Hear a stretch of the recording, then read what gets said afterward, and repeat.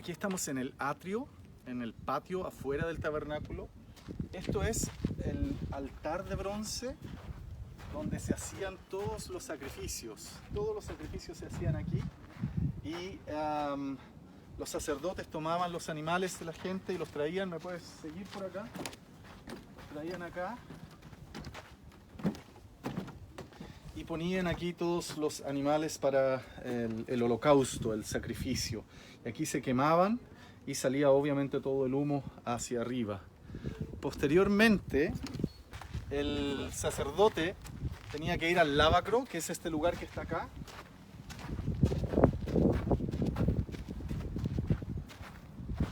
Aquí ellos se lavaban las manos y los pies. Aquí se lavaban las manos y los pies. Y luego podían entrar a ministrar al lugar santo, que es donde vamos a ir ahora a mirar. Síganme por favor al lugar santo.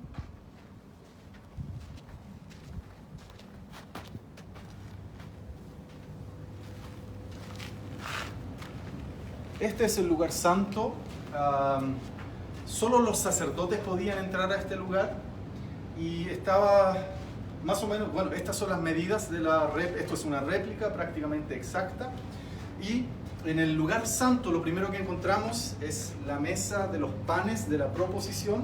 Podríamos detenernos en cada uno de estos detalles y estar horas conversando porque todo esto tiene un simbolismo muy muy profundo, pero solo por ahora, por no hacer un video tan largo, quiero decir que todos estos símbolos apuntan a Jesucristo. Todo apunta a Jesús. Esto era hecho con madera de acacia y recubierto en oro, como la mayoría de los utensilios aquí adentro. Y estaban los 12 panes, que también representan las 12 tribus de Israel. Y esto estaba en el lugar santo. También en el lugar santo estaba la menora o el candelabro. Esta estaba hecha completamente de oro, oro puro. Y aquí estaban las llamas de la menora, del candelabro, que son lámparas de aceite. Entonces esto tenía que estar encendido aquí en el lugar santo en Israel, en el campamento. Luego, por último, el tercer elemento importante que tenemos en el lugar santo es el altar de incienso. Aquí el sacerdote, con todos estos utensilios, quemaba el incienso. Pueden ver acá, molía seguramente todo, con estas cositas así. Entonces trabajaba el incienso probablemente aquí con estas palas y cosas, lo manipulaba y luego aquí había fuego y lo encendían. Entonces aquí salía todo el incienso que llenaba este lugar y era un aroma dulce y un aroma agradable en este lugar. ¿Por qué estas esquinas están rojas? Porque en el día de Yom Kippur, en el día del perdón, que era una sola vez al año, el sumo sacerdote ungía todos los utensilios con la sangre de los sacrificios que estaban allá afuera. Antes de pasar a un lugar muy importante, que es el que está detrás de esta cortina, que es el lugar santísimo, les quiero presentar a los sacerdotes, ¿ok? Los sacerdotes venían primero que todo de la tribu de Leví. Recuerden que Israel tiene 12 tribus, una de esas tribus es la tribu de Leví y de ellos venían los sacerdotes. Representa a uno de los que viene de esa tribu y se vestían de esta manera. Los sacerdotes llevaban esta vestimenta y eran los únicos que tenían permiso para ministrar aquí en el tabernáculo y en el lugar santo. Pero dentro del linaje de los sacerdotes hay otro linaje que es el que viene de Aarón y ellos eran los sumos sacerdotes. Sumo sacerdote era un personaje muy especial, había uno solo y él era el único que tenía permiso para entrar al lugar santísimo que está detrás de esa cortina. El lugar santísimo representa la mismísima presencia de Dios, el trono de Dios, la habitación de Dios, el lugar de Dios. Y el sumo sacerdote, tenía este pectoral con 12 piedras. Todo esto se lo instruyó Dios a Moisés y llevaba las 12 tribus de Israel escrito. El nombre de las 12 tribus de Israel lo llevaba aquí escrito en su cuerpo, acá en los hombros también.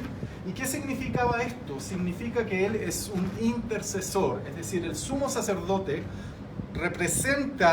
para el pueblo representa a Dios, pero cuando viene a presentarse ante Dios representa al pueblo. ¿Se entiende? Es un mediador, es una figura que está entre Dios y el pueblo y los hombres. Por eso decía hace un rato atrás que todo apunta a Jesucristo, porque todo esto es solo un modelo que Dios otorgó, que describía y que describe lo que es en realidad en el mundo espiritual de Dios y en lo eterno, en lo que permanece para siempre. Jesús entonces es nuestro sumo sacerdote y lo dice también el libro de los Hebreos. Este hombre, el sumo sacerdote, también tenía aquí en su frente esto que quiere decir santidad a Dios, santidad al Señor, o también podríamos traducirlo como apartado para Dios, separado para Dios, o le pertenezco a Dios, algo que es sagrado, apartado para el Señor. Esta era la vestimenta del sumo sacerdote. Ahí abajo tenía unas campanitas que cuando el sumo sacerdote caminaba, se escuchaba y se sabía que el sumo sacerdote estaba caminando. Como dije antes, él era el único que una sola vez al año, en el día del perdón, en el día de Yom Kippur, él podía entrar por esta cortina, era el único que tenía permiso para entrar, y él venía acá a lo que conocemos como el lugar santísimo. Y en el lugar santísimo, que era de estas medidas, en el lugar santísimo estaba el arca del pacto. El arca del pacto era también hecha de madera de acacia, recubierta en oro. Y dentro del arca, porque esto es una tapa, una cubierta, estaban también las tablas de la ley y la vara de Aarón, etcétera, y cosas que podemos aprender más si estudiamos el Pentateuco, los primeros 5 libros de la Biblia, o la Torá, como es el nombre correcto. Los querubines que estaban sobre el arca y el sumo sacerdote, les recuerdo, todo esto lo recibió Moisés en el monte Sinaí como un diseño de Dios. Dios le mostró y le habló y le enseñó cómo tenía que construir el tabernáculo. Sobre el arca, aquí cuando era el día del perdón, el día de Yom Kippur, el sumo sacerdote entraba y esparcía la sangre, y eso significaba que Dios perdonaba o cubría el pecado del pueblo. Entonces podemos ver en todo esto el simbolismo de Jesucristo. Todo apunta al Señor Jesús como aquel que entregó su sangre por nosotros para pagar por nuestro pecado, pagar por nuestra maldad y cubrirnos y librarnos y abrirnos la puerta para entrar a la presencia de Dios. Ok, vamos a ir al lugar santo ahora. Podemos mirar, dar una vuelta pequeñita para que más o menos se imaginen desde allá cómo era este lugar. No es un lugar tan grande, sino que es una sala de unos cuantos metros.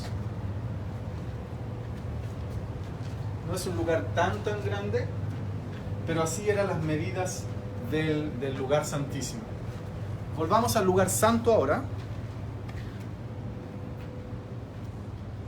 Y desde aquí les quiero decir, como dice la Biblia, en el Nuevo Testamento nos dice que cuando Jesucristo murió en la cruz, el velo del templo se rasgó en dos, de arriba hacia abajo.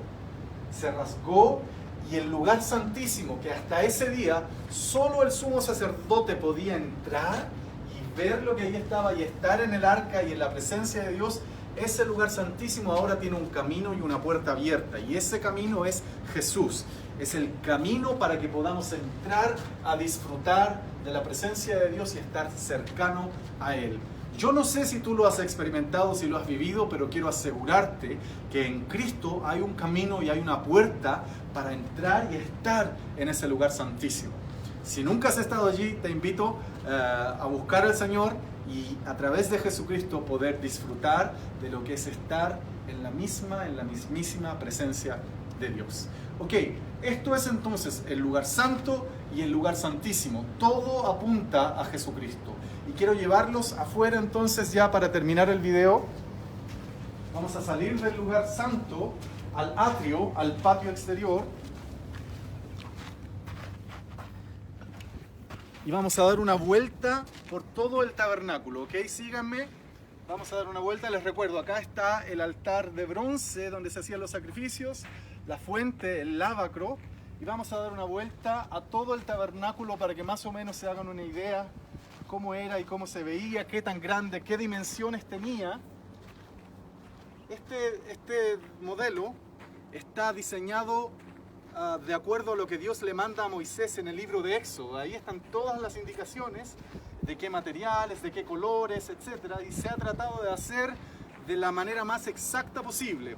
Algunos materiales seguro no pudieron conseguirlos porque no era fácil, pero los colores se han preocupado de tenerlos, la manera como está la reja o lo que protege, ¿cierto?, el borde del tabernáculo, la manera como están las estacas y todo eso es aproximadamente una copia exacta de lo que fue el tabernáculo de reunión que Dios le dio a Moisés en el monte del Sinaí.